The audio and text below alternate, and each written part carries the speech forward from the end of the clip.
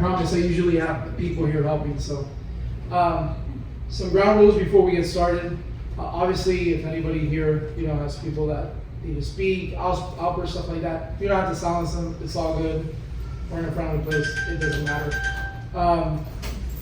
It's very simple. I usually start with the pledge, a quick prayer, and then I do very little talking unless you guys need me to say something. But this is about the folks that are here to present information on autism, and then we open it up to the public for a lot of questions.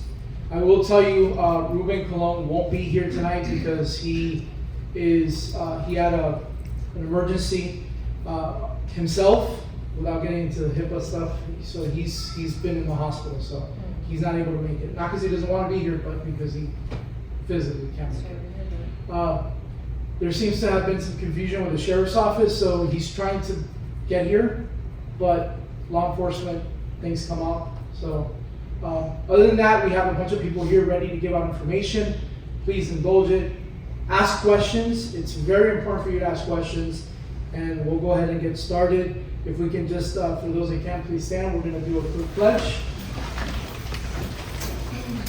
Pledge allegiance to the flag of the United States of America, and to the republic for which it stands, one nation, under God, indivisible, with liberty and justice for all. Then we can just have a quick moment of silence, and we'll go from there.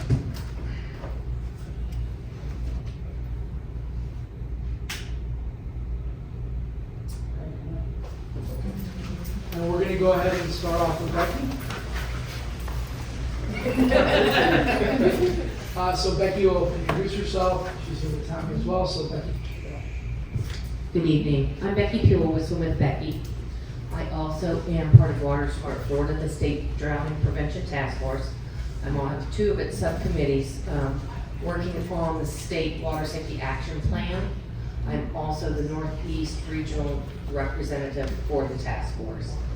In addition to that, I also run the Volusia County Drowning Prevention Task Force. I've been teaching lessons, survival and swim lessons, for 27 years now, and have continued to receive certifications and better my education and work with children with ASD and other diagnosed disabilities. And I teach them survival lessons.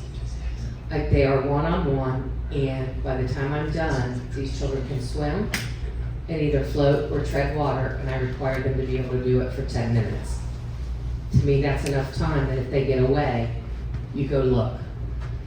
I have some materials here that I've brought, and Making Change has some of them. I have designed for our area this in a magnet.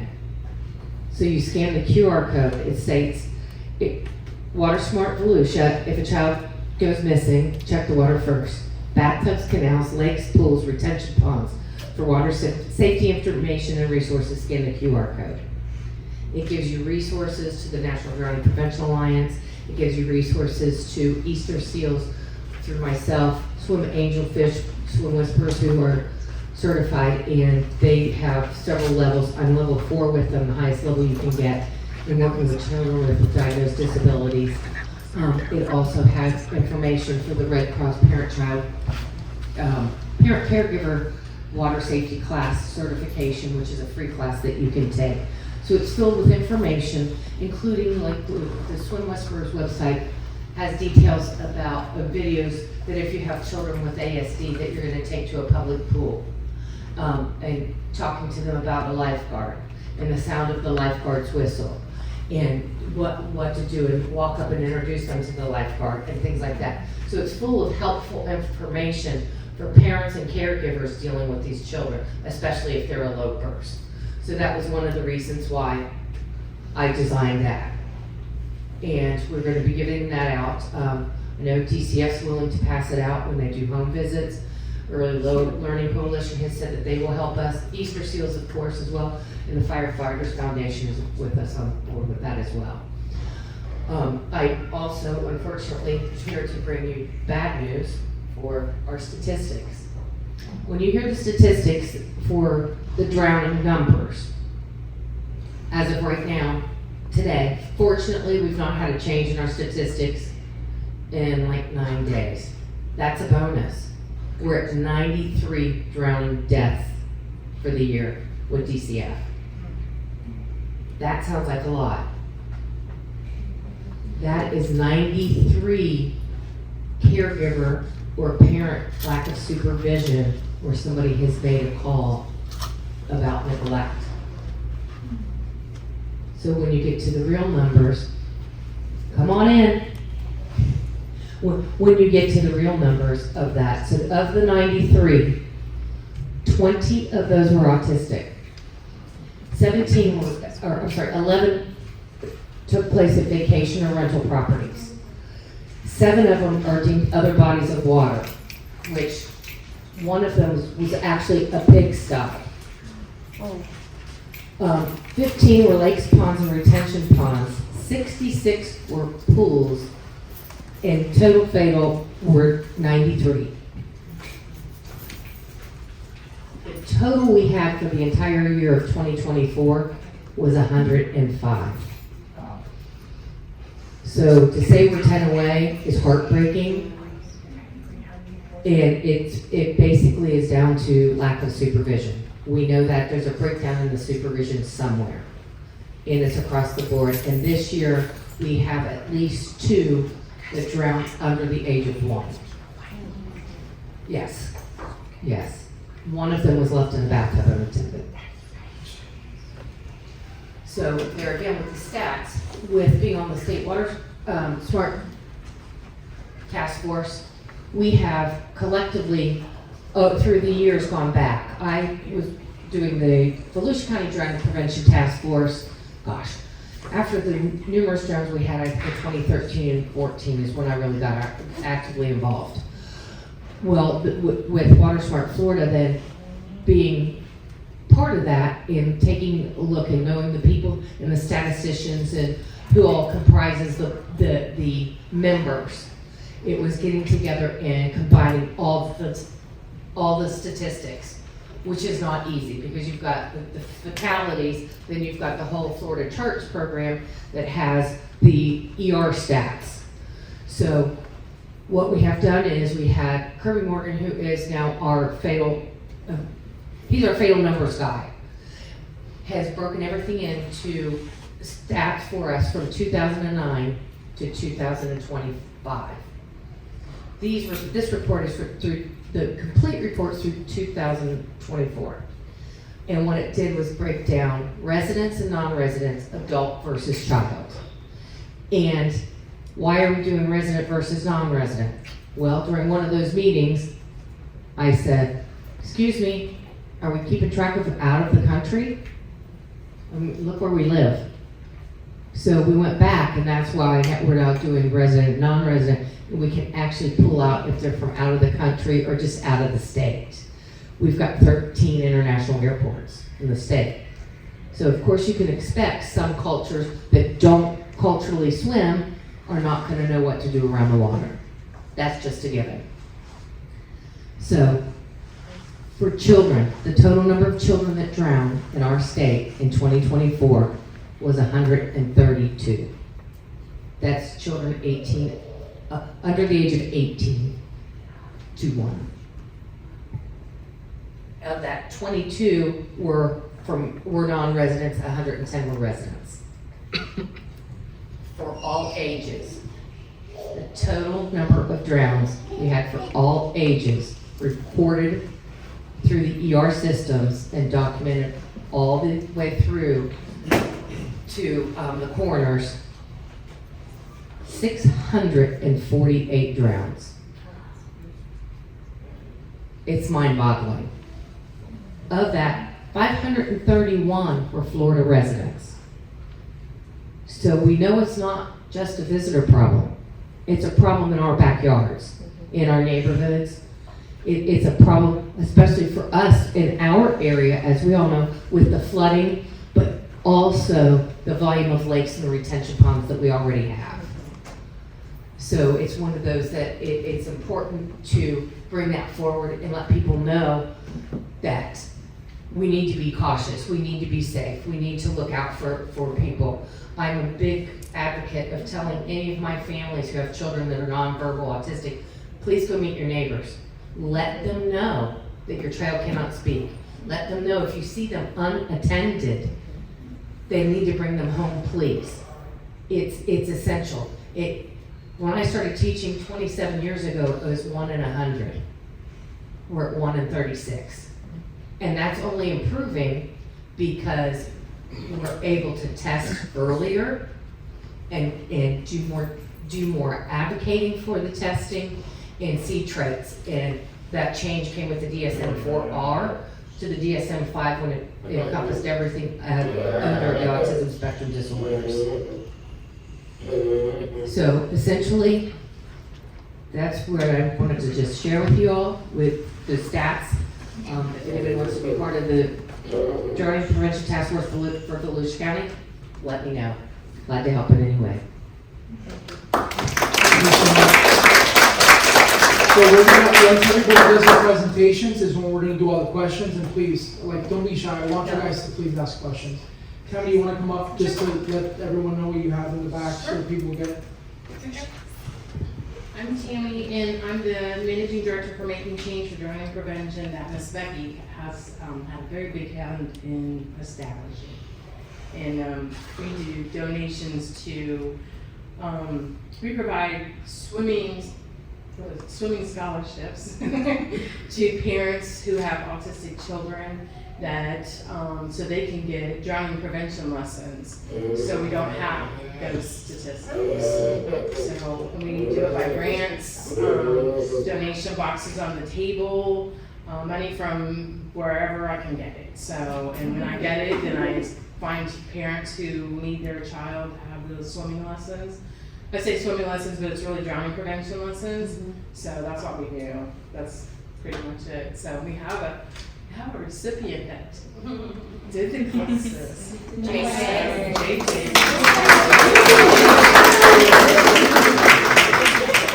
That's what we do. We help this. This is that. This is love language beyond others. So Thank you, Tammy. Thank you. Next up, we please have Jennifer from BCART come up, and if you have a presentation, we have a laptop there, and if you have yours, we can just switch out the cables. Oh, cool. Well, Whichever is can I just pull up easier. the website? Yes, please. And I will give you the mic. You know politicians sometimes. Hi, everyone. Just give me 1 second to pull up my website.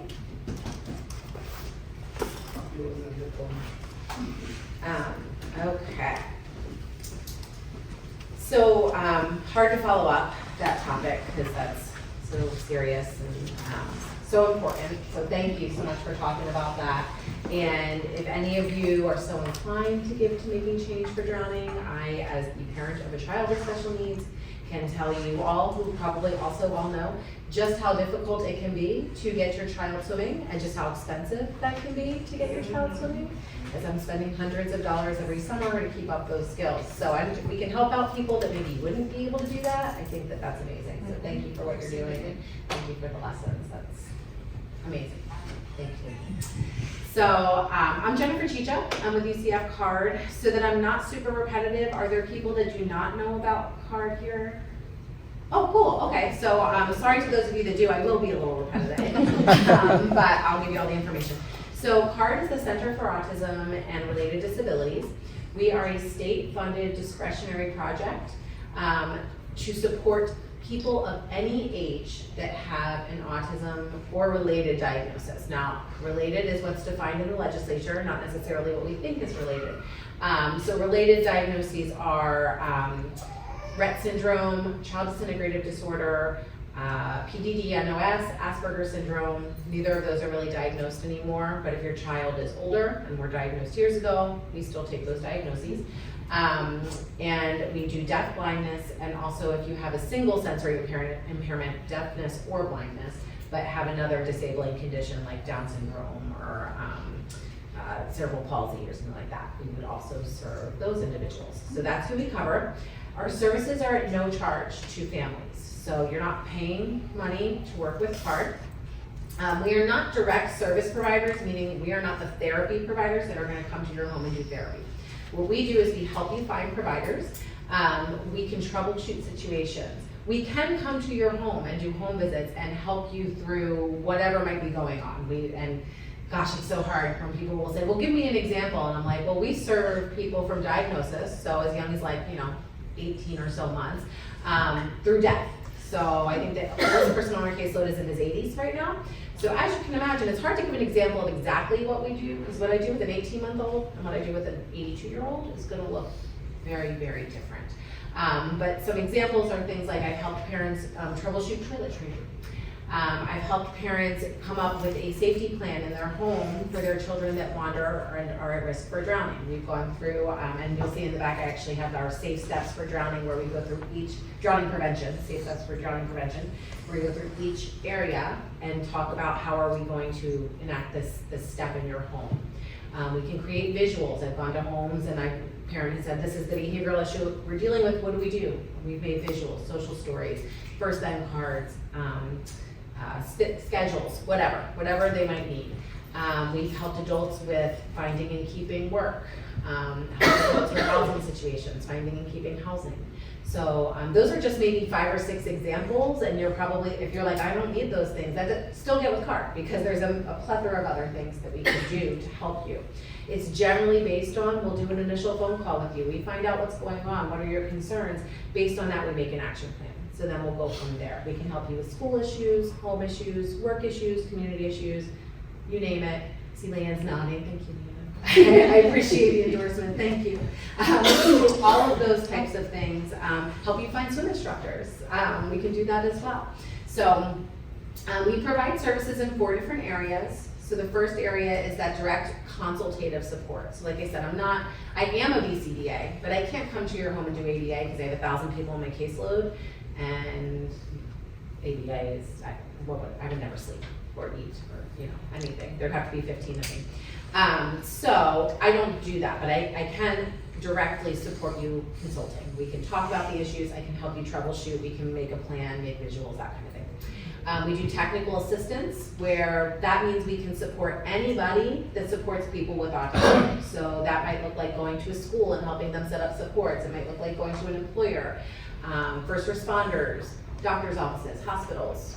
Whoever might support people with autism and wants to kind of do a better job at that, we can come out and help them figure out how to do that. We're free, we don't charge for those services. We do public awareness events, which is kind of like tonight, where we're talking about, this is autism, this is CARD, this is what we do. And we also do parent and professional training. Every year we have a statewide CARD conference where we bring speakers from, statewide, but we bring speakers from all over the nation to come talk about what they do, autism, how they can support, that kind of stuff. That is one of the few things that we charge for. I believe that's usually about $100 for the 3-day conference. So if you go to professional conferences, fairly inexpensive compared to other professional conferences. And if you're sitting there like, I could not afford that, that's okay. We also have scholarships that you can apply for that. So we do that. We also have the extreme benefit of having a sister nonprofit called PALS that is providing autism links and services. That is in place to do many of the things that CARD is not funded to do. Because we're legislatively funded, the legislature decides these are the things that CARD's allowed to do. So sometimes parents will say things like, man, I wish you had a social skills group. CARD can't do social skills groups because we're not funded to do that, but you know who can? PALS can. So we do have those groups through PALS, and through that program, we support them. PALS programs are not free to families, but again, I think you would find them rather inexpensive. I think currently for their social skills groups, they're charging $35 for the semester. So, I know for my son's social skills group, I'm paying $70 a week. So definitely reduced cost. And I believe they also offer scholarships. They do community collaborations with different sports. We have soccer and tennis, those kind of things. We have social groups. We have just for fun social outings. I know I was asked earlier what we do for adults. So as far as what CARD does for adults, it's all those things I mentioned before. But then PALS has just for fun social outings where they get together throughout our 7 counties, up to maybe 4 nights a week. They go out, they do different things. We also have an adulting program where we teach adulting skills. We have another program which is kind of in between teenagers and adulting, which is called Level Up, and that's for like our 18 to 24-year-olds that need to start learning some adulting skills, but maybe aren't completely ready to be out on their own yet. We have cooking classes. We have a wide variety of things going on between CARD and PALS. So I feel like that was a lot of information, but this is our website. If you ever want to check us out, it's just ucf-card.org. And there is a ridiculous amount of information on this website. I can't even tell you. Often my boss will ask a question and she'll say, did you look at the website? And I'm like, yeah, that's on there. And it's like somewhere where I didn't even know because we have a ton. So if you had like a few weeks of hours free, you might have to go through everything and find all the stuff. But we do have, if you go into like about autism, it will kind of help you figure out, autism in adulthood, autism ages 5 to 18. So you won't have to spend forever. You can just kind of look and see what there is for each. PALS, I can never remember their website, but let me real quick. You would think I should know this by now. I've only been with CARD for 14 years, so I'm still pretty new. Okay, this is their website, pals-ucfcard.org. This is actually where our calendar is, so you would click on the calendar through the PALS website, and it gives you, I hate this calendar, I'm sorry, I know it's super overwhelming, but these are all the programs that are going on this month. So the reason you see the big lines those are things that are happening every day. And then the little ones are things that are happening just by the day. So that is CARD and PALS. So hopefully I gave all the information. Thank you. As you finish speaking, if you can actually take a seat over here, Becky, Tammy, well, we have more spaces, but next we're going to bring up Annette from the Florida Autism Society. Autism Society of Florida. Yep. What was it again? I'm sorry. Autism Society. Autism Society of And I Florida. also have some. Sometimes I have dyslexia. Do you want to start? And then you have your own computer, correct? You do. Okay. I think it's an HDMI cable. I'm sorry. No, you're fine. Go right ahead.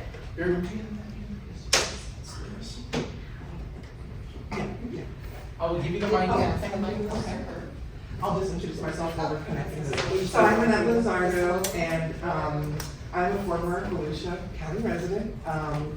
Moved earlier in the year to the other side of the coast, so I was a few minutes late.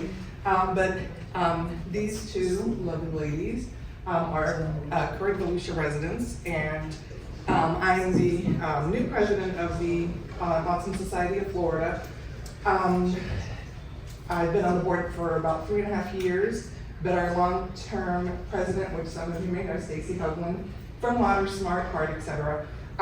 She served with us for about a decade or a little more and just stepped down last month, and I was voted in as president. So Rachel, I'll have you introduce yourself real quick, and then Alexis. Hi everybody, it's nice to be here today. My name is Rachel. I am a proud mother of a 16-year-old that I've homeschooled and been part of so many different organizations, advocate, volunteer with everything, and policymaker. I advocate in the Capitol for policies, and I am a volunteer with this organization and soon to be on the board. And Alexis Ferguson. Hi, yes, my name is Alexis Ferguson. I am from DeLand, and I have a beautiful 8-year-old who is non-speaking, so he uses an AAC device. I'm also a high school public teacher in actually Orange County, and worked in gen ed for forever, and then had my son and realized that the world of special needs is a little crazy and hard to navigate, and especially in this county, we have a lot of growing to do. So as an educator myself, I'm trying to really promote that our children sometimes can actually use gen ed curriculum, and trying to advocate from an educational standpoint. So I live in DeLand, and I'm on the education task force for Autism Society of Florida. So if there are any issues, you're always welcome to give me a call. I'm here to help in any way I can so that we can have better resources and all of that for all of us. Yeah, and I will just mention, because they mentioned their children's and their ages, mine didn't come with me. He's about 6'3", close to 300 pounds, a non-speaker, what you would consider a gentle giant. But we have been very happy when we live here. The fire department, you know, Deltona Foundation, Fire Foundation is one of the best in the county. And also we did a training, I believe your son as well participated with the Volusia County Sheriff's Office. So I will tell you that, you know, as far as first responders in the county, you know, Volusia's doing rather well, because we get to see the whole spectrum. There's a lot of good programs for first responders here as far as training, optional registries, et cetera, of the home, the stickers, all that. So, you know, I want to go through some of the slides we have real quick. It's not gonna. It's not. It's not yet. It's Oh, not he's coming coming to from that. this. Okay, well, I have a solution. Okay, Oh, he's okay. working on it. I have a But solution. here's the slides if you wanna look at the slides. yeah, you can do that. Yeah, some of the slides were already discussed anyway, so we can Right. kind of flip through those rather quickly. And you can always go to our website as well, which will be at the end, in addition to some other resources, you know, like our and Water Smart and other ones. So a few of the slides have to do with statistics. Believe it or not, I was born in 1970. I'll give my age away. But at that point, basically, the statistics for autism were only, someone take a guess, how many? 10,000. 10,000. Okay? Now, you know, I believe I heard 1 in 36. I heard 1 in 34. Unfortunately, it's just getting worse. So honestly, it's very difficult to have a family that doesn't know someone or have a loved one on the spectrum. And just so you know, because I have 3 kids, my middle one is the one I described. My older has Asperger, which again is quote unquote milder. You know, as our children are diagnosed in time passes, you may have heard level 1, level 2, level 3, or less severe, or more severe, more moderate. So there's different terminology depending on when your child was diagnosed. As Art said. Unfortunately, our kids are 160 times more likely to drown than a regular child. And as Becky said, we are leading the nation with drownings, unfortunately, this year for different reasons. We do believe that some of the numbers reported are actually more are have autism just undiagnosed. So, you know, because a lot of kids are not necessarily diagnosed at 2.5 or 4 or 6. So it could be someone a little bit older that honestly just never got to be diagnosed. And as we all know, autism may look differently from one person to another. You know, we have loved ones or been in a classroom or, church or mall, anywhere, and see different behaviors or different devices or not. You know, maybe some sign or headphones. Now, it's very popular to see someone walking around with headphones, not because they're listening to music, like when I was a kid, but because of the silencing, right? Because of the sensory overload. And it's great because we are working with some airports. Like Orlando has the Sunflower program, but also Tampa had reached out to us for some feedback because they're creating a section for, let's just say sensory friendly, lower lights, less noise, a quiet space really. Because unfortunately, at least not my son, isn't the best waiting. So, we could go through, different routines and social stories, which are great, but not until you're there, and if something doesn't go as planned, I believe life in general is about managing expectations. So, we want our kids to be prepared for whatever transitions may come, be it going to the store and having to take a detour, or unfortunately maybe a 2-hour flight delay at the airport. You may have noticed that the ratio of boys to girls is 1 to 4, just so you know. So it is more common in males than females to be diagnosed with ASD. The occurrence in siblings, again, some of you may have more than one child, as do I. The likelihood of autism, if you have one child with autism, is 19% higher that another child will have autism. Again, that could look very different on the spectrum, like in my case. If you have twins, actually, especially male twins, there's a 33% chance, likelihood that the other twin will have ASD, autism spectrum disorder as well. So there are some tips about how to help your child at home, and some of these have already been discussed. Visuals, whether your child goes to the doctor or, to visit the police station, visuals are helpful. Again, and I see that as managing expectations for any child. Kind of tell them, we're gonna do this, we're gonna meet this person, or they're gonna do this, even if it's to draw blood, because you have to go to the doctor or get a shot. So I believe it's all about managing expectations, and that will include visuals for our kids. It'll help them as opposed to just auditory, okay? And feel free to, we have time for questions. Some of the resources we share are early steps. You guys maybe heard about that, birth to age 3, child finder fiddlers for ages 3 to 22, CARD, of course, in this region and all over the state of Florida, and the Medicaid, APD agency for persons with disabilities, the list as it's called. So if you have someone with on the spectrum and you haven't put them on the list, I suggest you do that, because you never know what's gonna happen. And I will tell you that I met with the new APD director just about a week ago, and very hopeful that a lot of people are gonna get off the list. And I will tell you that my son has been off the list because someone that went before me through all this, her child is older and has CP and autism, told me, you gotta put him on the list, you gotta put him on the list. And I'm like, what are you talking about? And she's like, when they're 18, that way, they don't have to worry about your income for Medicaid. I was like, okay. So at 4, I put him on the list. At 6, he had some behaviors that were considered crisis. And basically after some back and forth between local and Tallahassee, he was upped on the list for different reasons, but still denied. And that was 2012, I believe. The APD budget was increased that year, and literally, my son was 6 at the time. In that year, previous his whole lifetime, so 6 years before, no one had gotten off the list.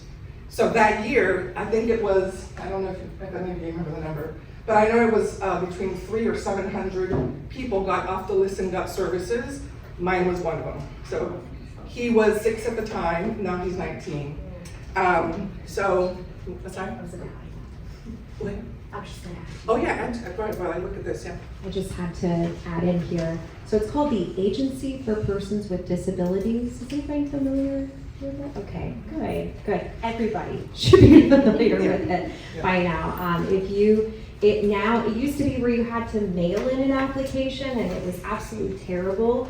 They just changed that to where you can actually apply online now. And if you think you don't need these services, let me tell you, it is a world of difference to be able to get those services. We did not think that my son, being as young as he was, would qualify or even get off the wait list. But we went through some really difficult times where he was in the hospital multiple times. And we qualified for crisis. And there's many families that I've met with who think that they can handle it, think that it's okay, we're just gonna get through it, we're gonna power through, and they qualify for crisis.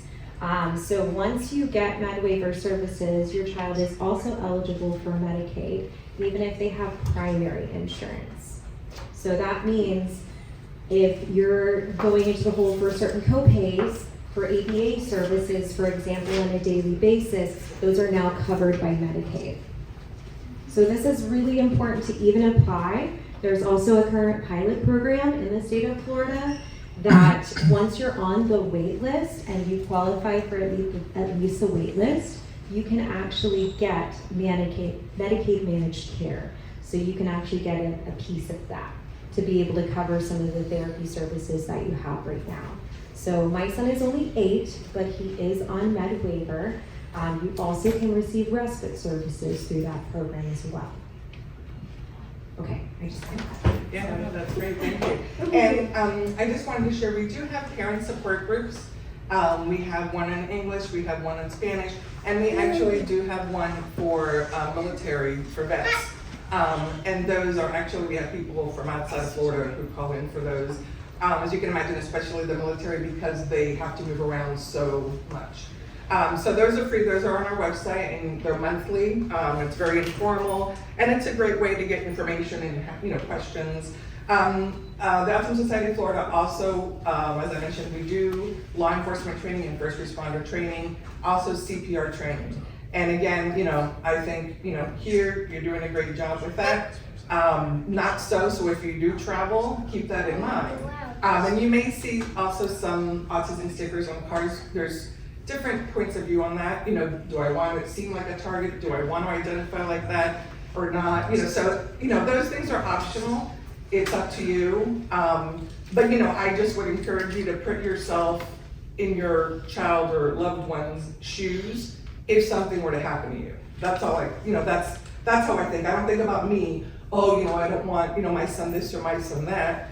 But what if something happens to me and he can't, unless he has his device and it's charged, and, he can go and say something or show, information, you have to put yourself in their shoes.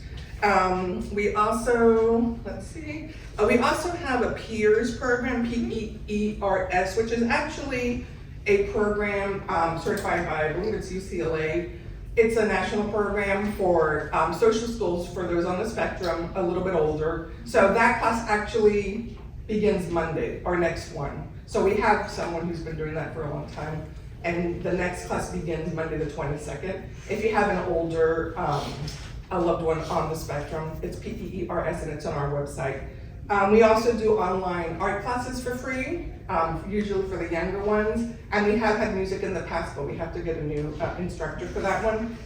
And we give hurricane kits to families as well. We have given some to, especially during hurricane season, to the fire stations, just to kind of calm kids down, especially if they're in shelters. So that is helpful. We also train job coaches and Autism Day at the Capitol. It'll be February 11th, I believe, 2026 is the next one. And it's a great opportunity, I suggest before you go, if you want to go, to reach out to your local legislators first, because that might be great to see a familiar face up there. Because remember, they're down here when it's not session and then they're up there.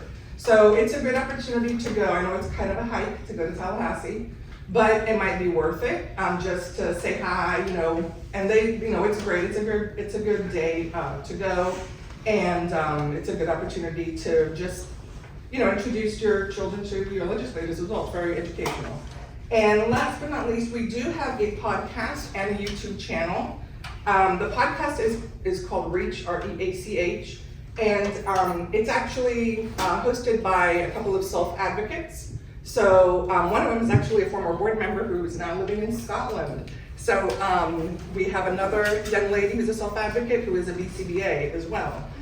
So there are self-advocates hosting the podcast, and those are free and they're short, but they're very informational, and it's another good perspective. So I don't know, I think that's it for us, unless you'd like to add something else. I hope I didn't take too much time. Thank you. Thank you so much. We'll start with the questions. We got two more people. Next is Abe with Deltona Fire Rescue, and then we have a representative from the Sheriff's Office here who's going to kind of show us on the website how to get to the areas that we need to get to. So, Abe. Good evening, everybody. My name is Abe Espinoza. I'm the Vice President for the Deltona Firefighters Foundation. Deltona Firefighters Foundation was formed by the Deltona firefighters. Our mission is to support our first responders as well as their community. Most of the time, we have our first responder come up to our foundation asking, hey, can we help out our community, our citizens? We recently had a young lady from a scout troop that brought up an idea to us. She has a family member that's autistic, and she says, I want to be able to provide information to you guys in case there's an accident. So she came up with this great idea. We partner up with Eastern Seals, and it's called Claire's Covers. I'm not sure if you guys see that, but give me a second, I'll pull up the website.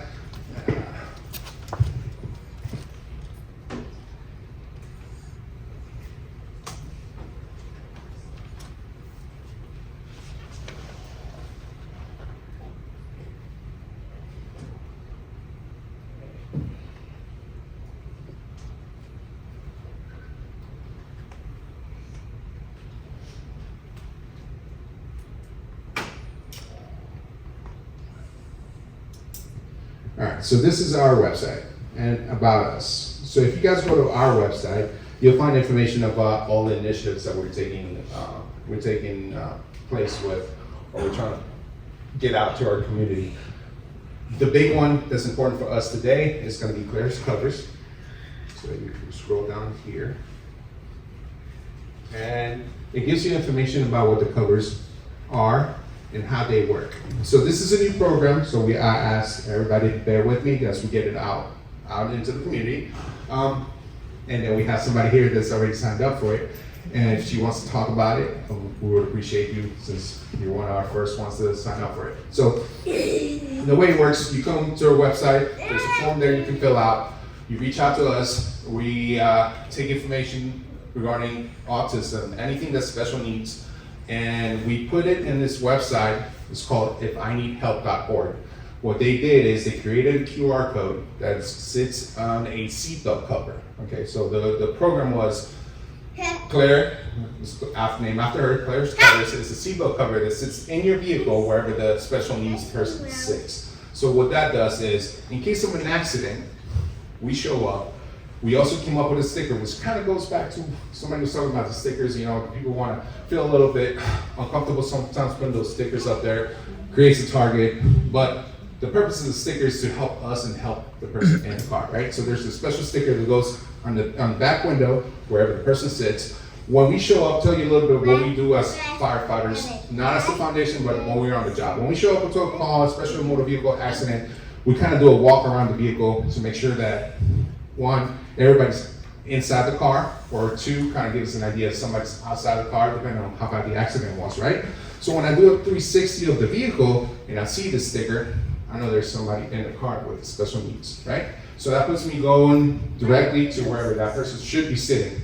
I've identified the seatbelt cover, which has a QR code.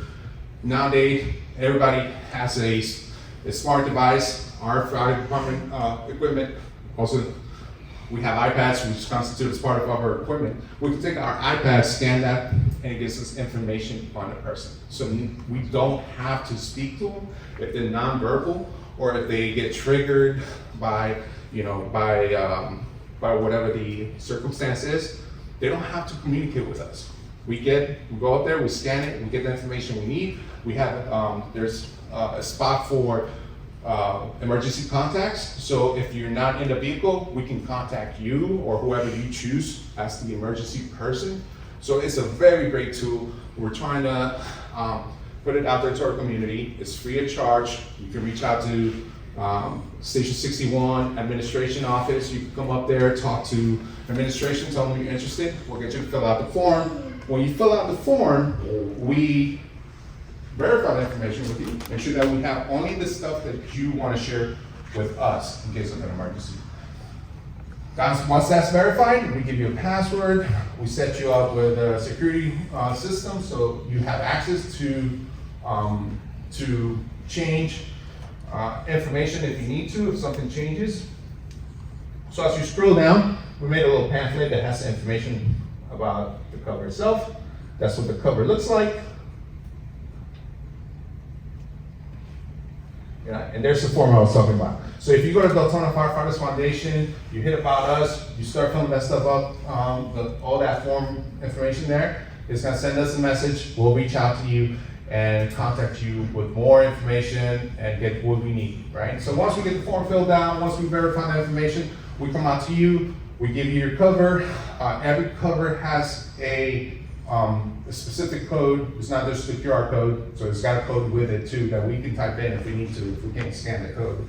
But everything's specific to the person.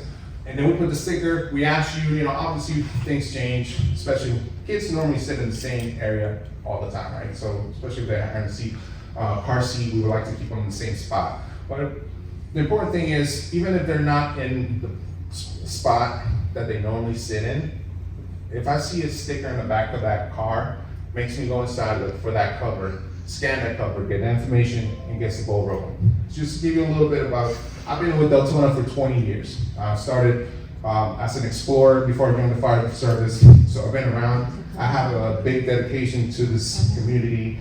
Actually, I was telling the mayor, I kind of left in a rush from the house because I saw that this was happening today. I told my other half, I need to get out there, share some information. I'll be back. So she's waiting for me. She's like, come on, we gotta eat dinner. But anyways, this is about you guys. This is about the community of youth. We care about you guys. So we try to do whatever we can to help out. This program is free. Feel free to reach out to us. We will make it work, right? It's important to us that we can provide any care we can. Just a little story. I had a car accident not too far away. It was raining. We had a kid in a boy in the car that was just nonverbal, hard to communicate. Deputy came up. I think it's the deputy, but the deputy was getting frustrated because the kid was completely not communicating, right? Took me a second to something kicked in. Went and talked to mom, because mom's already loaded in the ambulance and said, hey, is there anything I can do for the kid? She goes, yes, I'm sorry, I forgot to tell you. He's autistic, he's nonverbal. If he doesn't have his stuff there with him, he's not going to communicate.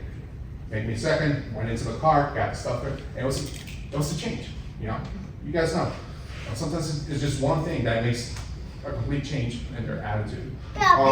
So it's important that we know that when we can't communicate, we can visualize what's going on, and this is going to help us. So please share with friends, the community. We're working on getting this program out to the schools. My next step is to reach out to schools, especially when we have special needs students, share the information, and a little bit something else, right? So the fire, we're probably kind of time, but the fire service, we try to do what we can. Autism is a big thing for us. You've probably seen one of our ambulances wrapped in autism, right? So we are strong about our special needs community, autism.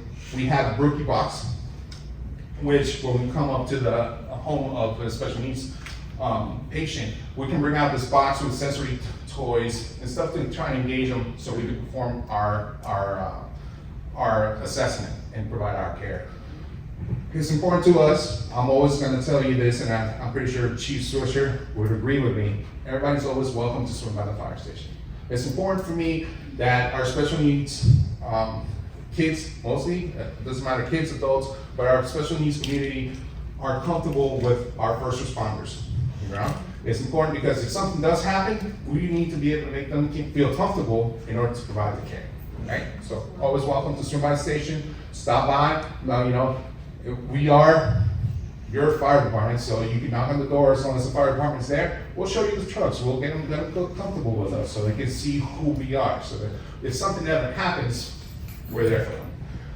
A little bit about what we're working with Ms. Becky. We're still in the initial phases, but we want to do something similar to the thirst cover related to drowning prevention. So we're going to work on a sticker, creating a page solely for providing the information that she wants to share with you guys. My idea is if you have a special needs person in the home, you have a pool. Deltona is the biggest city in Volusia County, right? We're a residential city. We have a lot of residents, but we also have a lot of water. Unfortunately, like Ms. Becky said, there's been a couple of drownings already. To me, one drowning is too many. Okay? So obviously we cannot prevent them, all of them, but if we can minimize, we're winning the battle, right? So we're coming up with a program. We still got kind of working logistics out with Ms. Becky, so look for it. Again, I invite everybody to visit Deltona Firefighters Foundation, to stay, communicate with us, tell us if you have any ideas, help us help you, okay? Also visit us on Facebook, we'll post stuff up there. So that's all I got. I'm gonna have to run. If you have any questions, you can reach out to the mayor. He's always happy to get in contact with me, or you can visit the website. All right, thank you.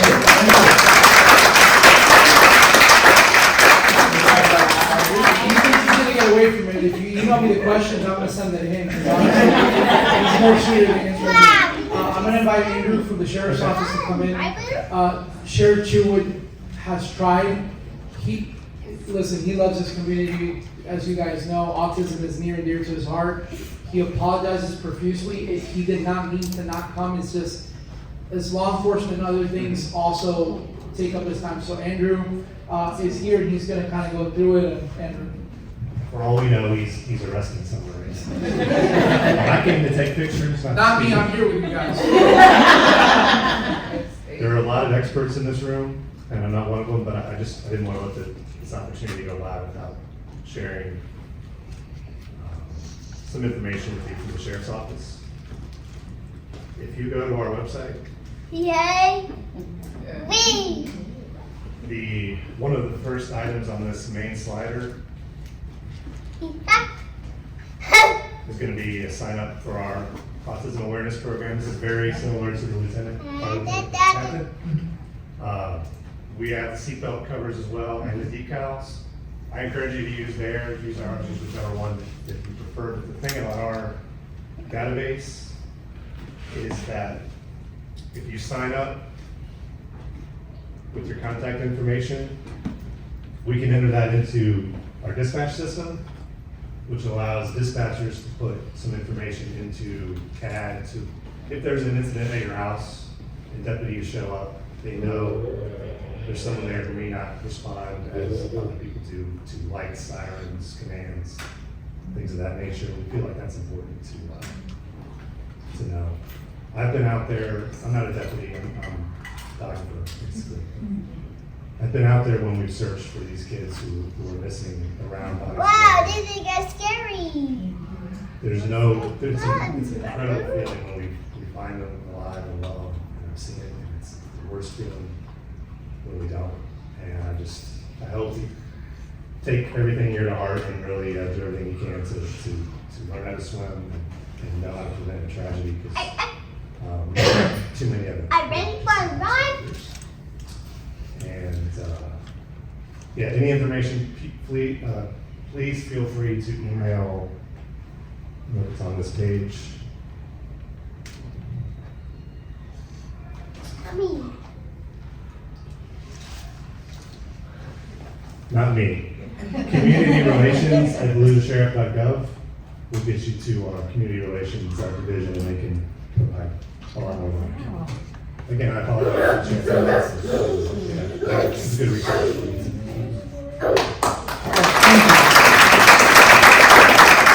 So we are going to do questions. I know I said that the townhouse is 7, but I want to make sure everybody's questions are answered. I think that's probably one of the most important reasons why you guys came, because I'm sure you guys have questions, right? So we're going to start with the questions. Whoever wants to start off, just raise your hand, and I will go to you. All right, we'll start with you. I'm going to leave this mic on here. Turn on your mics as well.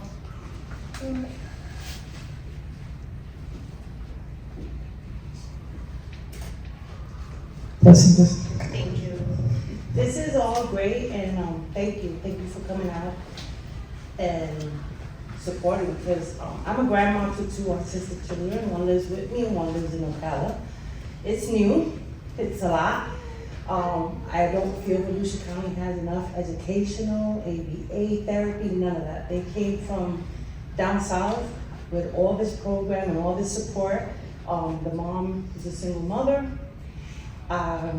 We're trying, I'm trying my best to help her, but I work full time and I don't know where to send her to anymore. I tried to look around in the area, so question what's going on with the schools here, because I went to grandparents' breakfast the other day and I was so amazed at how many children are autistic in the school, and there's no programs.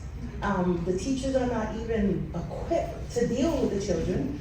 They sending my grandson home, yes, he's a tough guy, and they're sending him home with, he's hitting and he's autistic. He cannot sit still for too long. I learned that. I had to learn to bite my tongue with him. So I just really want to be a part. I live here now. I own a home here. My children are here. My grandkids are being raised here. I want to see how we can support one another as parents. We have to, because the schools are not doing it. And it could be budgeting, it could be whatever it is, but there's way too many kids for it to stay the way it is.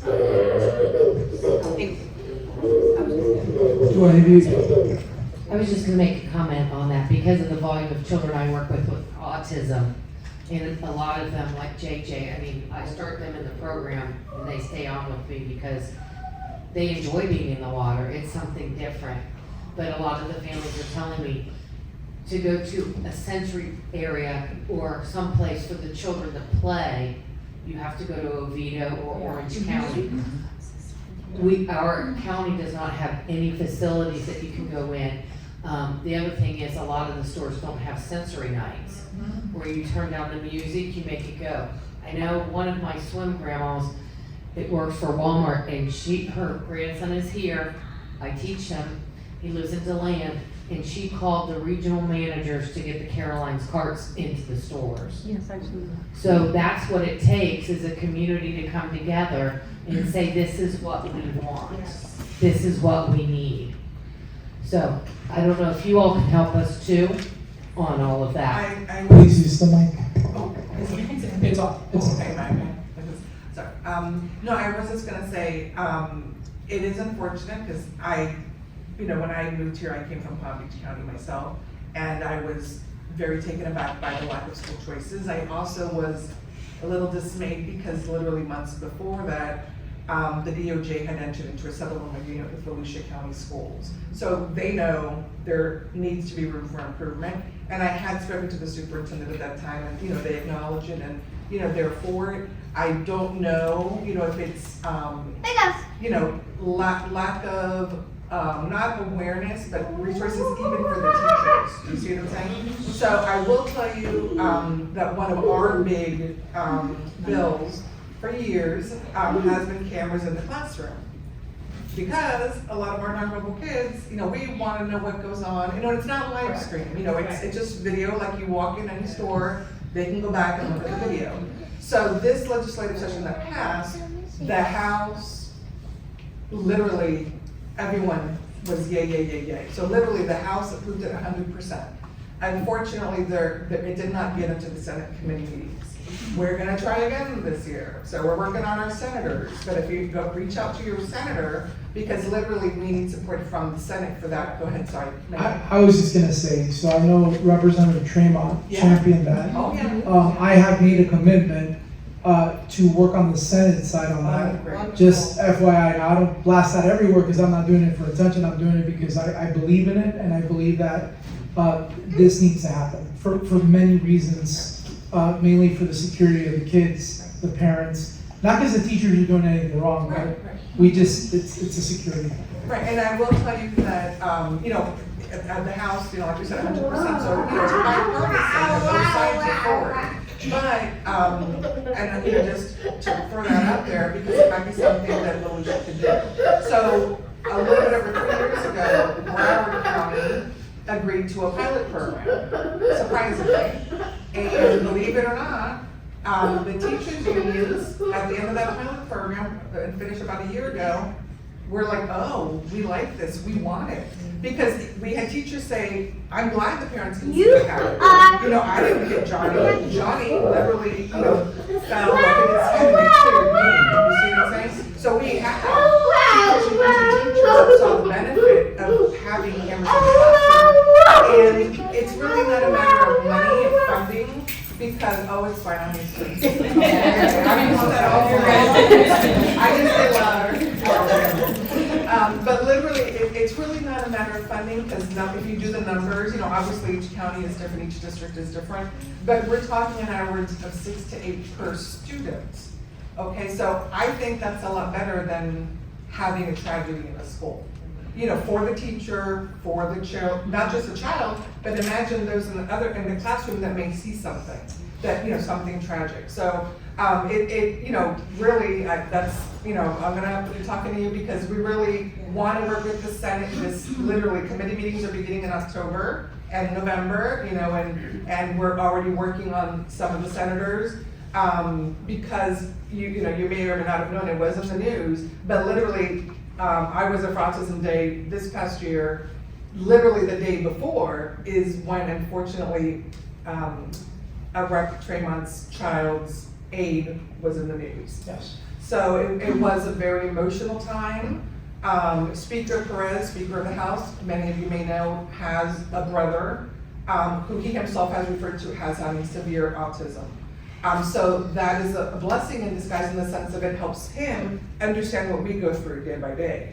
So, you know, like I said, that the House is great, we're really working on the Senate this year. And that's really one of the main bills, because also that affects elopement protocols in the classroom, and guess what? That goes over to drowning prevention. You know, so it's all kind of tied in. Sorry, go ahead. Thank you. No, I know. My name is Daisy Ortiz, and as a special education advocate and consultant, I have so many things that I could tell you right now. But I do have to say, I am part of the ESC advisory committee that we have in Volusia County Schools. So I invite you guys to come, please. Yeah. And it's online, so it's a Zoom. If you go to Volusia County Schools, we have the link there. Our next meeting is Tuesday, the 23rd, from 5:30 to 6:45. So there's plenty of time, and we need to hear your voices, because the only way that we can solve any issues that we have in any areas is by collaboration. So I do believe in that. We have brought the issue about drowning prevention, and we have been spoken about that. So we have you called many times to come and speak to the parents. So please, it's very important to hear from you. We only have it in English, but if there's a need to have it in Spanish, so I invite you guys to go there. And thank you for having this. This is my first time here. Any questions? We'll start. I wasn't looking, so I'm going to have your hand up first, so. Okay. We'll go this way, so we'll go you, and then you. Like that, and then, Thank you. Hi, everyone. Thank you guys so much for all this information. Actually, on December 3rd, 2023 at 9:27 in the morning, I sent a message. Good morning. I have a child that is autism. I know there's not much things for kids with autism to do in Deltona or any resources. My child is on an IEP in Friendship Elementary. Please, any help? Send that to your office, Mr. Mayor. And I haven't received no feedback, no message returned, or anything at all. So when I saw this, when I went on the Deltona site and I saw this meeting, I had to come because I need some help. And like what this lady mentioned, there's nothing in the school. My child is very smart. And there's not much teachers there. There's only one teacher in a class that she's been working with her since she's in the 2nd grade. Now she's in the 5th grade. One teacher she works with. 1st graders, 2nd graders, 3rd graders, 5th graders. All of them are in the same one class. So it's hard for my child to really work because she has the younger kids, and it's also the distraction because not all of them is on that same level. So that is my problem that I am having. Trust me, I'm at the school, I'm in their face, I'm talking to them because I'm a strong advocate. If your parents can't advocate for your child, who is going to do it? We have no resources here in Deltona, no programs, no places that I can take her that says, okay, let's work. She is really good at arts and drawing. That's what she does all the time. There's nothing that I can take her to do. Everything else is in Orlando, so far away. I need help. So, I don't know if you wanted to respond first about, and then I'll. Yeah, so if I really didn't respond to you, I sincerely apologize. I will tell you, as many people that are here know, I might take a little while to respond, but I always respond to every single one of my messages. So I somehow missed it. I apologize. As a former advocate myself, especially with things like that, I would not just ignore it. So I don't know where the fall off of that is, but afterwards, show me the times and date stamps and stuff, and we'll go through it together. So please. So unfortunately, I am not the specialist that supports Volusia County. We have 3 that do, and they were all booked for other events tonight. So I cover Seminole. So I can't speak to a couple of you that what's going on in the schools. I can't tell you what's going on in the schools, but I can tell you that that is part of what we can do. If your child is registered with CARD and you're having challenges with the schools, we can go in and do an observation. We can give coaching and feedback and support to the teacher, recommendations, we can help them make visuals, we can attend the IEP meetings with you to help the schools to put best practices in. We're not advocates, so we're not necessarily gonna come in and say, this is the part of the law that's being violated. It's not like that, it's more like, how can we help you to make this better? What can we do? What kind of supports can we get? So, like I said, those are free services. So I think you were one of the parents that said you had not heard of CARD before. So if you want to take advantage of that, you can just go to that website I gave earlier and you can register right from the website. It takes maybe 5 minutes to register your child, and then you'll get set up with one of the people that covers Volusia County and they can help you. As far as what's going on in Volusia County for supports, I do know PALS has made multiple attempts to try to get things up and running, and unfortunately have not had it. Oh, well, they have. I'm sorry that you've not been able to take part in those, but they are always looking to expand. So perhaps maybe we can be talking. I know locations are challenging. Everybody wants to charge for a location. PALS is a nonprofit. So maybe you can find some locations and people that are interested in participating, then I can talk with PALS and see if we can get some more things going on for you. Just to interject, PALS does have a Volusia unit because my son's 16 years old, but I believe it's in Deltona State. And so it depends on the location. So whenever you get the info, you sign up with PALS, with CARD, then you put your information in and you will receive all the news that they have year round. And every time they have it in the fall and in the spring, you can sign your child up at least to get together for social groups, but you have to attend in Orlando for that information session. I know, trust me, I live in Daytona. And so when I did go, there was so much information that was given to me that I regretted not going sooner. And just for the information's sake, is what I recommend for you to go. And I don't have a lot of information regarding the issues that we have in Volusia County. I can sympathize with you. I can empathize with you because I've been at it for 16 years. And unfortunately for me, I had to take my son out of the system. He was nonverbal. Not everybody has the benefit to do that. But what was able to help me was to sign up for Step Up for Students, scholarship. Back then it was called the Gardner Scholarship. It was a lifesaver for me. And if you have not done that, to be able to hire who you need to hire to tutor your child, to train, take your child to gymnastics classes in your area, I went the out of the box thinking. And so yes, we all need, our children need ABA, but I put them in gymnastics. Homeschool class, or whatever you have to do, I encourage you to never ever give up on advocating for your child. So I commend you for being here, even though that was a disappointment for you. Things happen, but I'm pretty sure there's gonna be a resolve.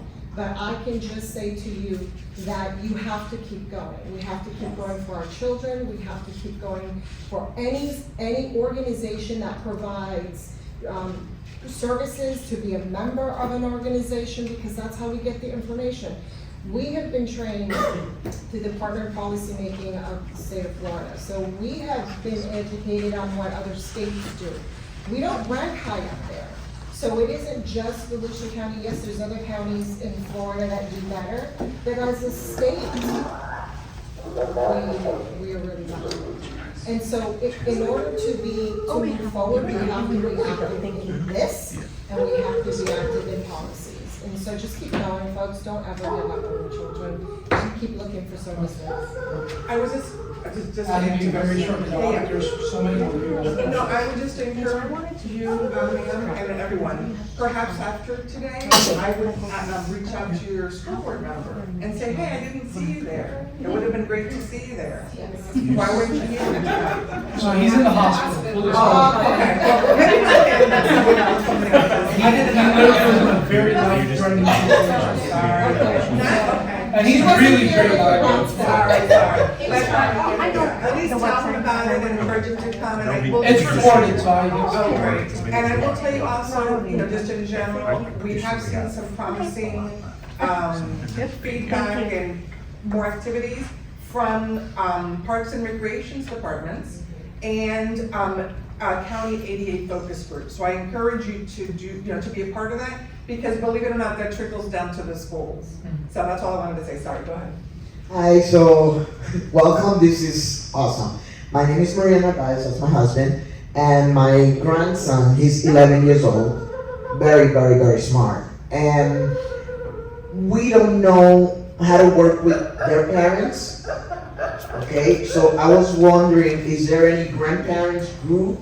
Because like right now we get them once a month. Before they kept him away from us, and because he started speaking, he started asking for grandma and grandpa, and so that's how we get to see him. But we get to see him once a month for 7 days straight. We are hitting 70, and we try to do with our money monthly that we have to deal with him to keep him, involved in something. Right now we take him to church, he loved it, Centro Internacional. So he's the only kid that gets on the stage and take pictures of the background, and he's enjoying it. But we don't know that everything that we open our mouth, we're doing something wrong. And we see the potential of our grandson, and we don't know what to do. So we had a training, we had a series of trainings for grandparents that were offered about a year ago. So now that I'm hearing that need is coming up again, I will ask, it was one of our specialists who has worked with a lot of grandparents in the past, I can ask her to offer that again, because that I think is super needed. She also tried to do a support group for grandparents, and it never quite got up and running, but I think maybe that's a good thing to bring back up to her, turn it on her again. So thank you for sharing that. Just real quickly, I know one place that's here in Deltona, it's called I've taken both my granddaughters there, they loved it, we spent like 6 hours. They played, and they have a place where you can go in. Ready? It's called the Play Fort in Deltona, it's like a little common. And they do on Deltona Boulevard, they do an evening for autistic children too. That's next to Bagel King, right? Yes, it is, yes, and they are so nice. The lady that owns it also owns the resale shop on the end. It's a big place like this, like maybe twice as big, and they pretend that they're firemen and firefighters in the slide, cooking everything you want to do for them, and you just have to buy socks, take socks, and then there's a fee for it, but for 6 hours of playing indoors and having fun, and watching them do what they want to do, how they want to do it, it's a good place to go. Yes. And there's a lot in a controlled environment. They have handicapped bathrooms. It's set up really professional and everything. What's the name again? I'm sorry. It's called the Deltona, it's the Play Fort, and you can go theplayfort.com. That's a Bagel King. Yep, the Play Fort, yeah. If you wanted to add, please. I was gonna put a plug in for the Play Fort. I love that place, Yeah. it's great. There are so many different places and resources, and it sounds like we need to kind of compile these resources together. And have Teachers would have them in the school, so, Absolutely. send those packet home for the kids. Absolutely, and I have been actually talking with Annette, trying to work with local hospitals, having a packet for crisis support as well. I think is very important. But I just wanted to add about your grandson. I always say presume competence. So always don't make assumptions of where they are at what level, because you really never know. We learned that my son could read, and he has never spoken a word in his life. And now he's doing his first online class with the school that I teach at, and he's doing 3rd grade math. So Yeah, they have you never my know. grandson homeschool, and they live in Seminole, we live here, and it's overwhelming because he demands so much, Yes. of the time. And by the time that we take him back home, it's like, we entertain him for 5 hours. He takes a time.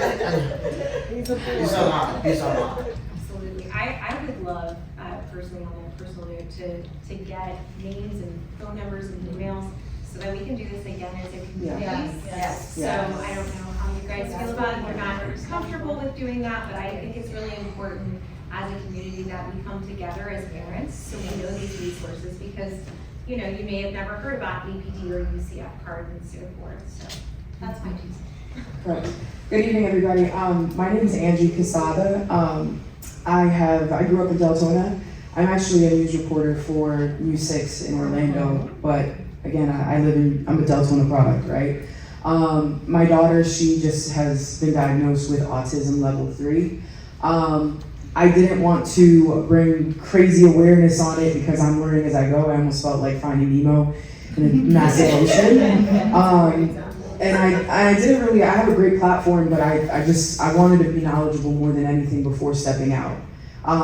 As soon as I saw this, I was so ecstatic because of the fact that Deltona is taking this initiative. I know there's a lot of parents out there that feel like they aren't learning anything, they're not getting the resources they need, but it is out there. My daughter goes to Friendship, she's part of the ESE program there, the pre-K program, and we're seeing firsthand, you know, how Volusia County Schools is working and the disadvantages and the advantages, and we're going through it firsthand. I am pitching and really advocating within the newsroom just to really shed light on stories to bring awareness for autism. Sometimes I feel like my hands are tied because I am the rookie in the newsroom right now, but I am pushing for that. And I would love to get my contact information to anybody needed just to shed light if there's any issues that you guys are going through personally that maybe we can have a one-on-one. The biggest thing too that I really want to put out there besides that is I love that you spoke on that as far as coming together and needing almost like a resource where we have everybody's numbers or we can do this again. Currently, because of my situation, I won't go into detail, but I am a single mom right now and I have my village of my parents, their grandparents, dad's pushing up in the 70s. Mom, you're in the 60s, I won't put that out there, but you know, it's really hard when you have a 4-year-old toddler that has a lot of energy and they're high functioning and it's just a lot. So I didn't know if the Autism Society, if you guys had, I love the fact that you guys both live in Volusia County. I didn't know if there's like a chapter here that maybe we can get something together, we can build where we can get the resources all in one hub. Maybe there could be a Deltona DeLandeberry chapter that really gets the parents connected, and I would love to be a part of that. I know my mom came in here as soon as we pulled up. We got here like 30 minutes early because she wants to get a part of that, you know, just to volunteer to give back to really just help parents that don't know where to go or where to contact if you're frustrated, or activities for grandparents that's safe. You know, I was taking my kid to Lake Helen because their playground was safe, it was gated, and I was so excited, and now they're closed currently.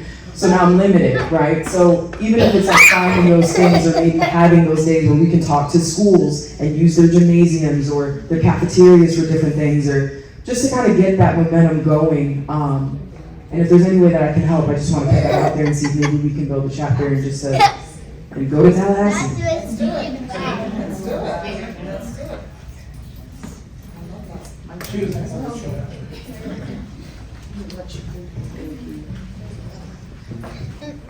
Hello everyone, my name is Sarah Reagan. I am a longtime Deltona resident. I've lived here since 2001. My 3 children are all products of Volusia County Schools, including my youngest, who is now 27 years old. He started at Deltona Lakes Elementary in the multi-BE program.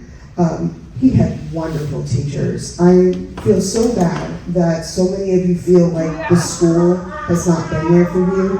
I don't know if I just got lucky, but the teachers that my son had made a huge difference in his life, and I give them partial credit, I get some of it, for him becoming the man that he is today. Unfortunately, the man that he is today has been shunned by the city of Deltona. We have been applying for jobs now, we're going on 16 months. 16 months. And by the way, I did not know that CARD worked with people over the age of 18, and now I feel like a ding dong. I did not know that, and I am sad that I didn't.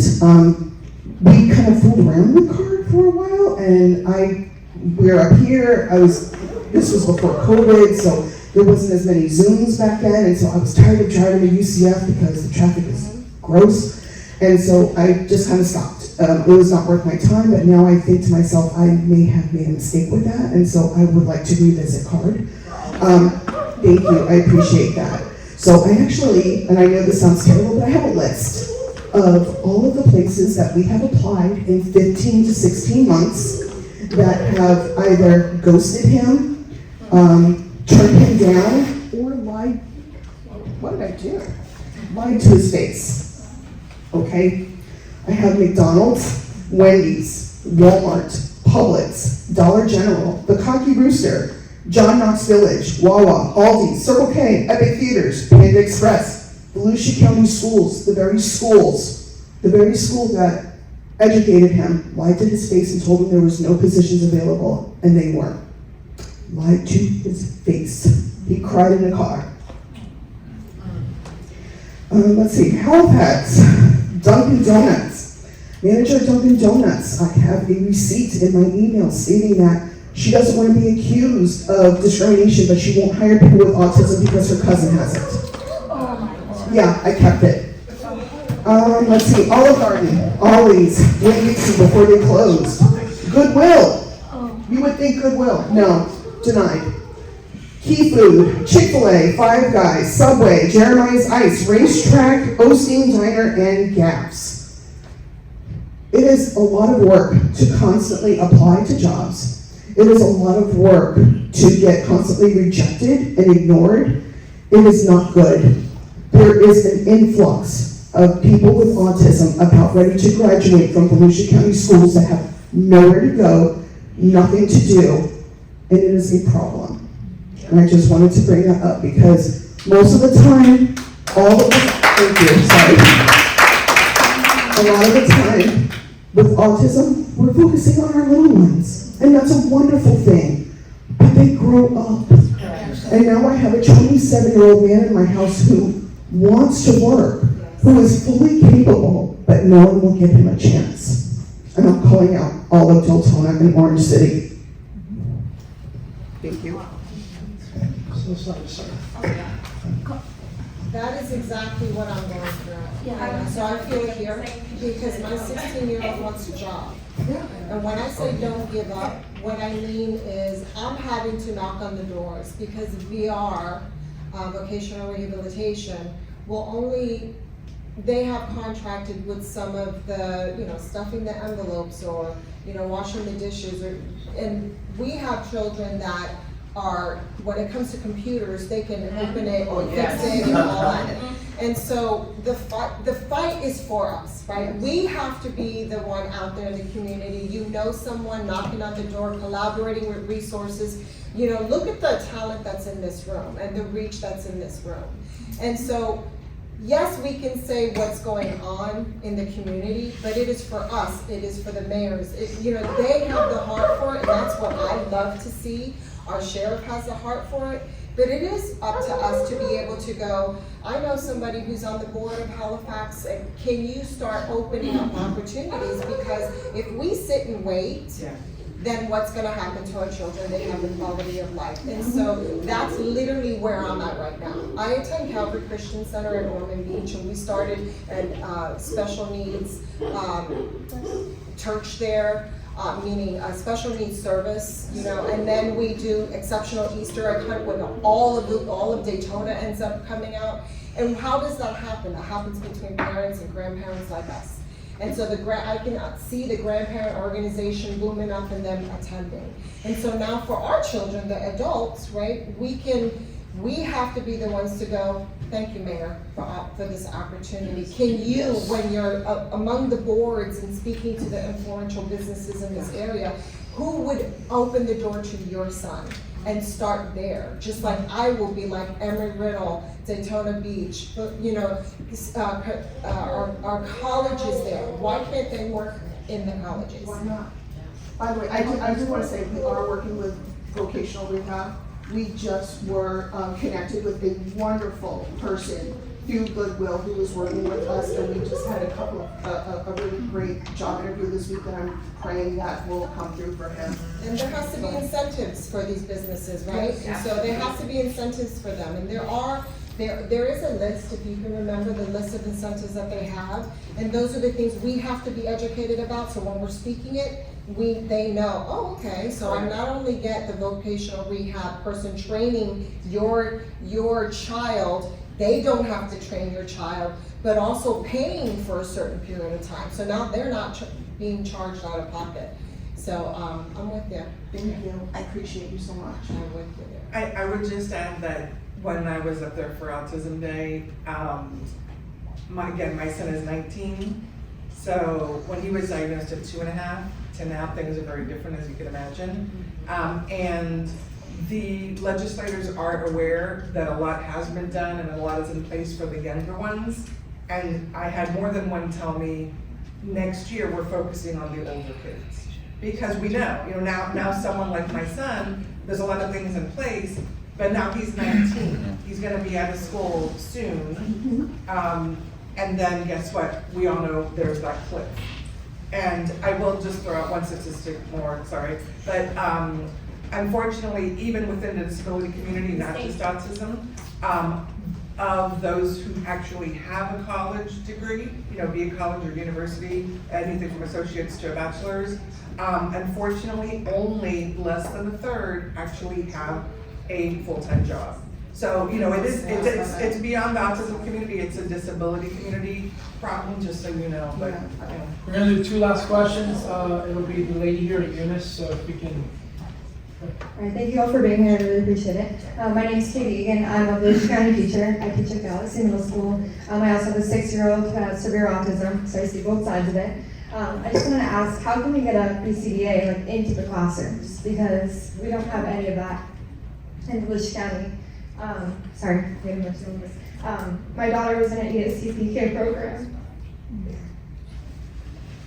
and they wanted me to put her in a helmet, but she said because they had no one that could give her services. Like, we have behavior specialists that overview for once a week or so, but there's no one to actually help in the classroom.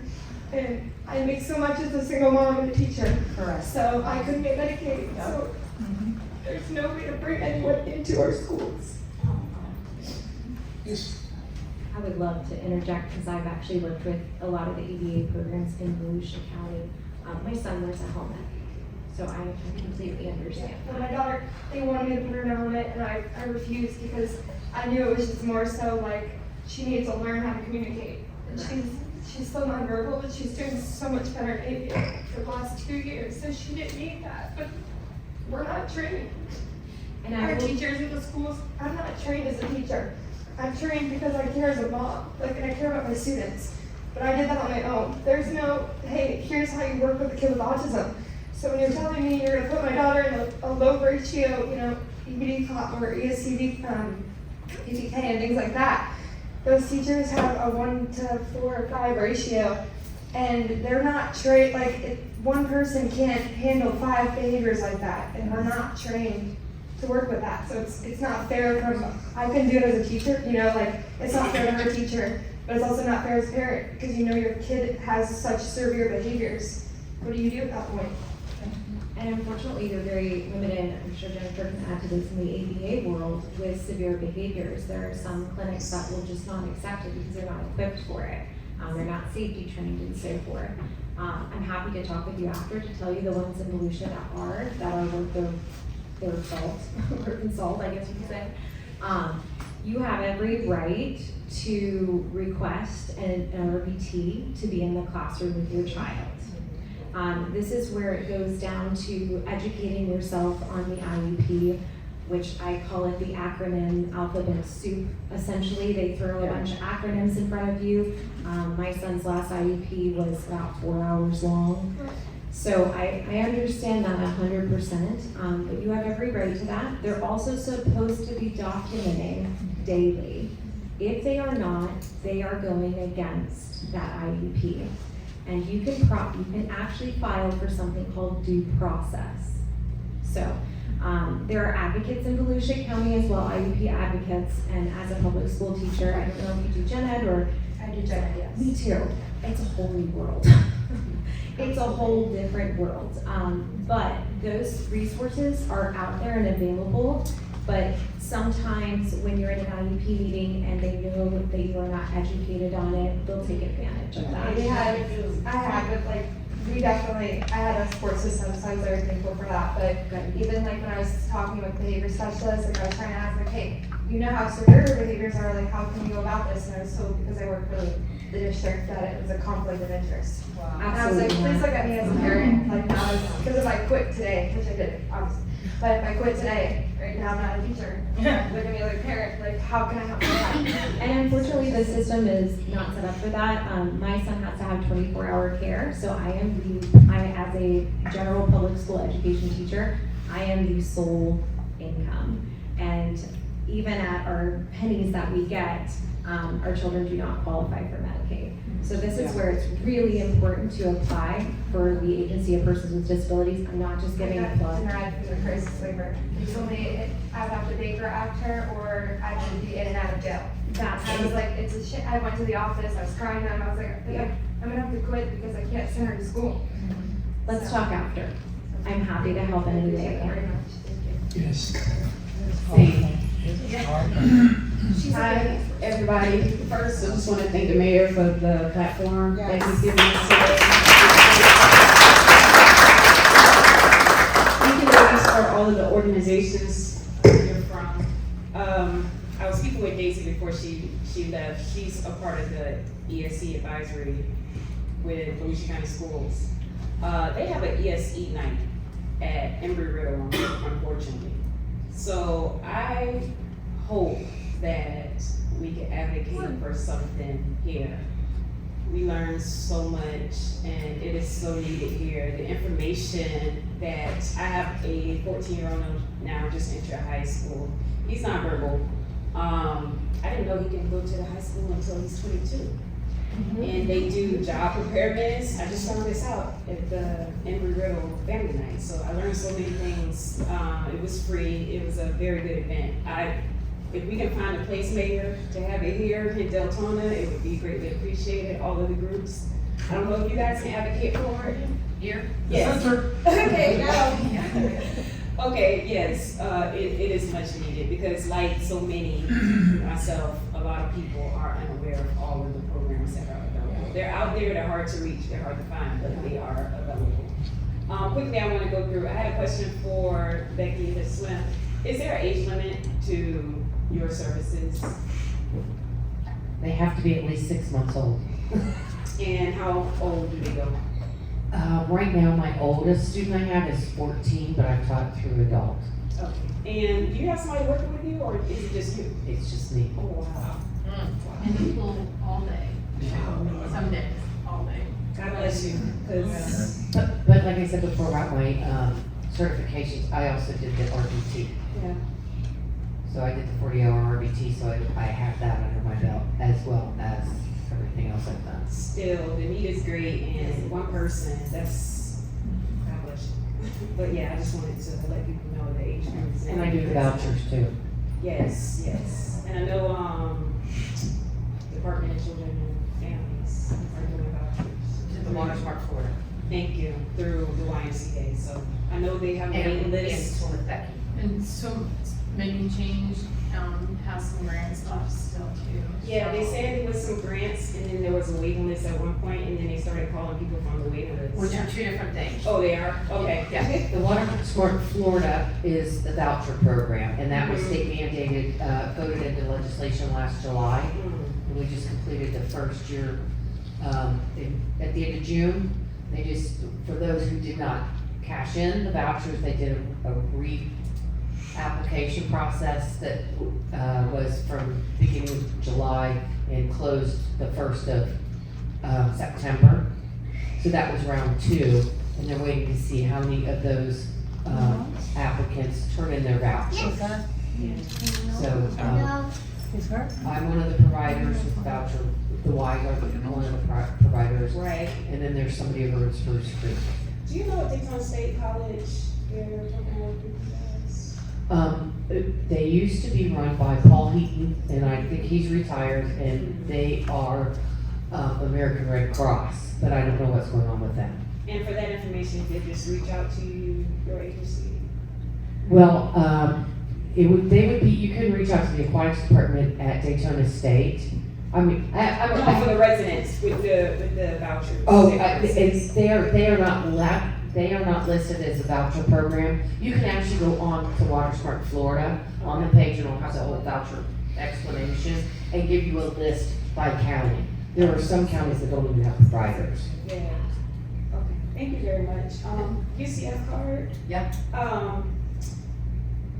My son's been with, I'm trying to hurry up, I'm so sorry, because I know we have a time limit, but my son has been with UCF card for at least 10 years. We've been off and on because of representation in Volusia County. Earlier, when we started, there were parent groups, and the lady who was over that retired. So we would go and we would meet, we would gain all this knowledge and information. I understand you have a great overturn rate as far as we don't have Specialists? No. Yeah, specialists in Volusia County, because every time that I try to reach out, my specialist, she's a different one. Yeah, so I'll have one, and the next year, they're gone. Okay. So I just start reaching out. Well, unfortunately, we don't get a lot of people that live in Volusia County that. And that's a problem because You're right. there's not a lot of people that's knowledgeable about it, but the ones who are knowledgeable about it, they give up because there is no representation. I do want to say the PALS, the website, if you sign up for PALS, they'll send you notifications about all of the support groups. You can actually go on there, they'll send you notifications about different events, like on Eventbrite. I was part of a minority autism women's group. Yes. And it's sad to say, all of the ladies in this group, we would meet, I think, once a month. They know their card specialists and all of the services that they provide. I'm like, and then they go to these different functions with their kids, their teens, and I'm like, Volusia County can't travel to Orange County for different services and stuff like that. So definitely representation in Volusia County is greatly needed. I know you said there's 3 specialists, but not really. So, and just to clarify, when I said we don't get a lot of people in Volusia County that live there, I meant applying with CART. So a lot of times our people that are serving Volusia County are driving from West Orange. Exactly. And I noticed that. Yeah, I didn't mean we don't have a lot of families in Volusia. Right. We don't have a lot of, but we have had Celeste has been with us for, I believe, over 3 years now. I had Celeste, and Okay, I good. recently contacted her, and she said she's not mine. Probably because we actually hired Yeah. another person to help with Volusia County, and that's Rachel. So that's an additional relief person. On a positive note, like I said, I'm trying to hurry up. On a positive note, I did reach out to Celeste. It took a couple times because your load is incredible. It's crazy busy. Yes. But for the parents that's here, if you ever need an advocate, IEP advocate, I did reach out to Celeste. She was able to come to Deltona Middle School with me and during the IEP meeting. And she made some suggestions when we couldn't agree with Volusia County. She was like the little person that stepped in and compromised about, time with ABA or speech or OT or whatever. So it is a fight, but it's necessary. So I suggest that every parent sign up with UCF card, get your advocate, get somebody. It's free. You don't have to worry about going to, pay for the services. And they stay with them their entire life, right? CARD serves them their entire life. CARD, And yes. then unfortunately, as you've identified, I think since I've been with CARD, we've had 5 different specialists in Volusia turnover. We used to only have 1 person for Volusia, now we have 3. So that's why I was like, we hired Rachel, that's an extra person in Volusia. So it's not necessarily the person will be with you for your whole life, but CARD will be with you for your whole life. CARD will be with you. Yes, and I hate to be the bearer of bad news. Celeste is excellent. She's having twins, Yeah, she did tell me she was having so a baby. you will have someone. I was saying, so don't fret. If it's going to these IEP meetings, you already know how it is. It's very intimidating at times, but yeah, there is help that you don't have to pay for. You call them, get with them, and then if they have time, they'll come and help you. Moving on to Autism Society. Is there any way y'all can get something around here? They're gonna do. I want your number, I want your number. Okay. No, I was just saying, yeah, definitely make sure they get your information. Yes. And just, I don't know if this QR code works or not, but autism.org, we have a lot of resources on there. Yeah, I'll just put it here in case you want. Because I QR code. think, like But, you ladies were mentioning, like Step Up for Students, it's people that don't know that. I myself don't qualify for any services, unfortunately. I never have. That's actually the only one, I will say, that's the only one that's not income based. Right. Oh, no, I'm saying, like, what I'm saying is, Step Up for Students is available, and unfortunately, a lot of people don't know that. Correct. So that's what I'm saying, if we can get that message out to the residents. Myself, my son's did ADA, he's done, he's doing OT right now. He goes 2 sessions, have to go to Sanford. I pay about $60 a week. He's constant because he's not verbal, he uses a bad device.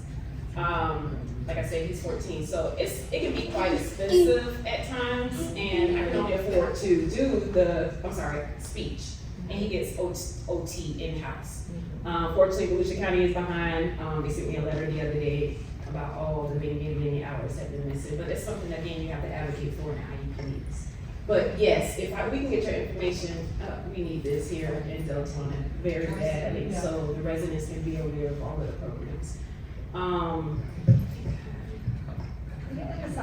Oh, Yeah. that's it. You guys have our information over here or something? We can definitely. Yes, I think that's a great idea. We'll stay here and we will literally have you put your names, number, and email, and we'll start seeing what we can organize together. Another thing I want to say about Step Up, because my son is a Step Up recipient as well. All of us actually. We actually. I used to be actually. Yes, and it is an amazing resource, something that a lot of families are not familiar with. I did not know until Annette told me, is that depending on the level your child is and how their matrix score reflects on their IEP, it's really important to get a copy of their matrix score. They usually won't give it to you. But depending on that score also is dependent on funding.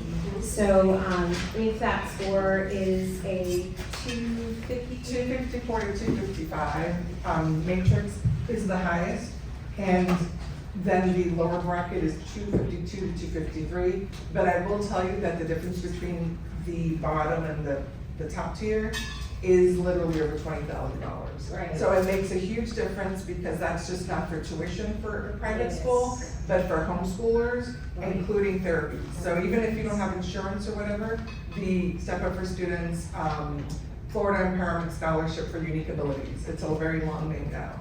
But it is not income-based, and it has been around for some years. It just changed names.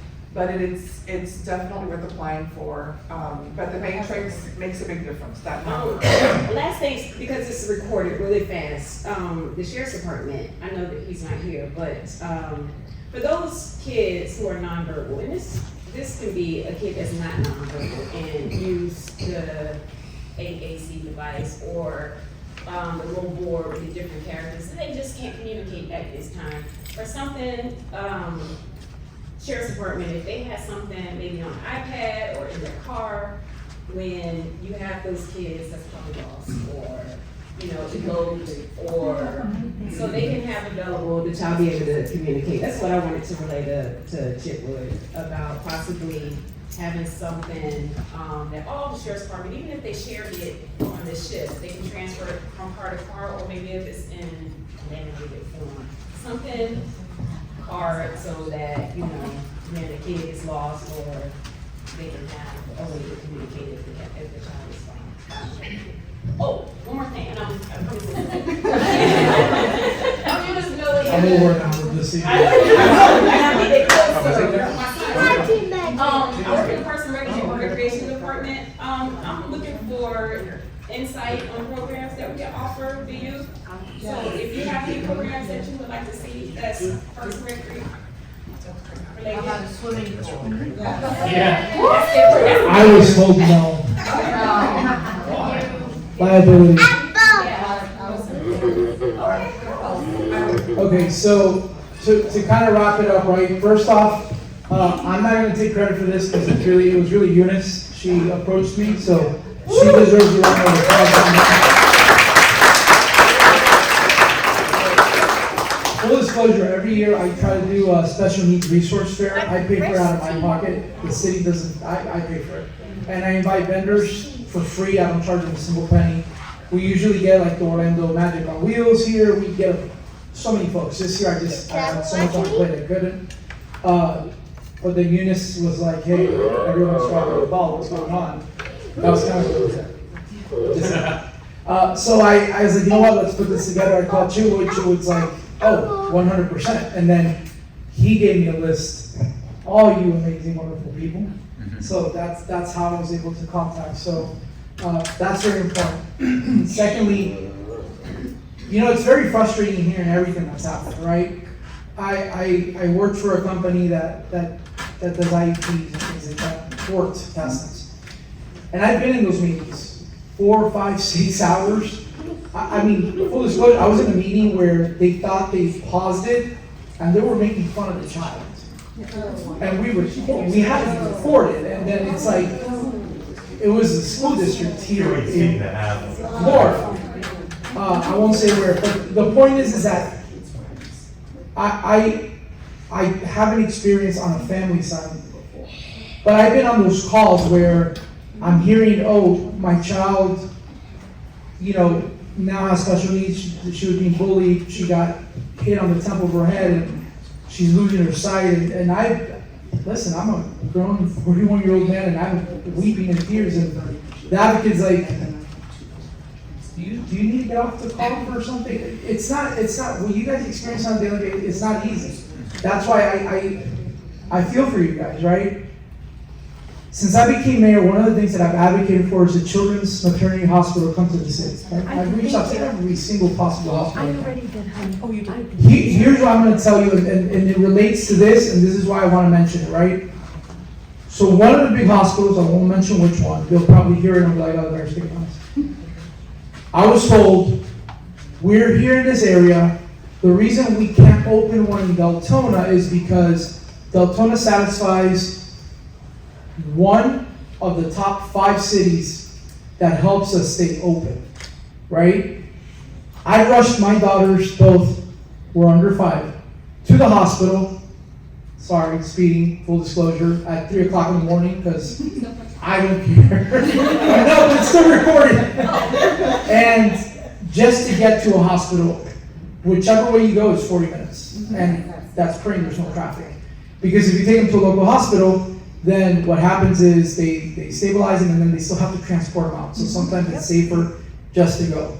So selfishly, that's one of the reasons why, because I know we have the youngest population, or the population of the youngest kids in Volusia County.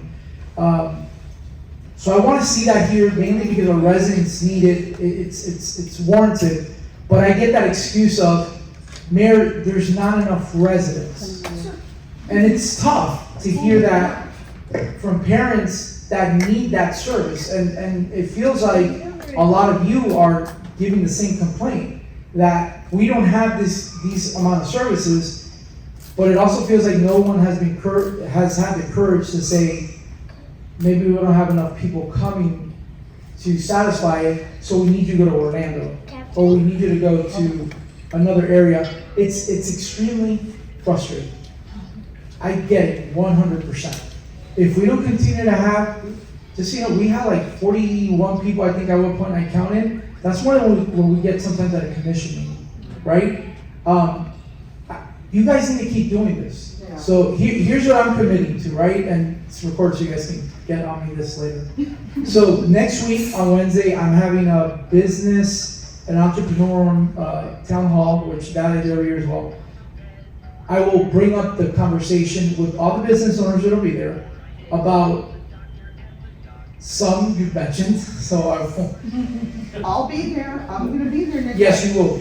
So let me bring that up. So let me bring that up. I'll bring up why are we not, you know, what do they need? Because maybe they're afraid, right? Let's be honest. Maybe they're afraid because they don't know. What do they need to help even if it's from the city, from the state, from the county, what do they need from us to help them hire people with special needs, right? It shouldn't be a dogma, it shouldn't be a stigma, it shouldn't be anything. It's a hire, here's a list of the things that we have to kind of abide by, and that's it. I will also commit to, on my mayor's page, I will try to kind of put, I guess like a more information. So I'll try to get all your links, and I'll try to put it there, right? Maybe that's just an extra space. Maybe 2-3 people visited, but that's 2-3 people I didn't know before, right? I thought everybody except knew about UCF card, and obviously there was people that actually needed it, didn't know. So those are some of the things I'm committing to, but you guys need to speak up. And for the lady, like she said, she reached out to me. Listen, if you do it once, try it again. There's nothing wrong. I get people that come in 2 o'clock in the morning, believe it or not. 4 o'clock in the morning. And they're like, Mayor, that's just the time that I'm working now. I have 2 little girls, so full disclosure, now it goes on silent from 11 to like 5, so I'll hear it in the morning. But try it again. We're all human. We drop the ball at some point. Nobody here can say they haven't dropped the ball. So reach back out. I know some of the ladies here emailed me how many times, and then it's like I'm answering and I'm trying. We all have a gazillion things we're doing. So the most important part is let's be each other's support system. Let's help each other.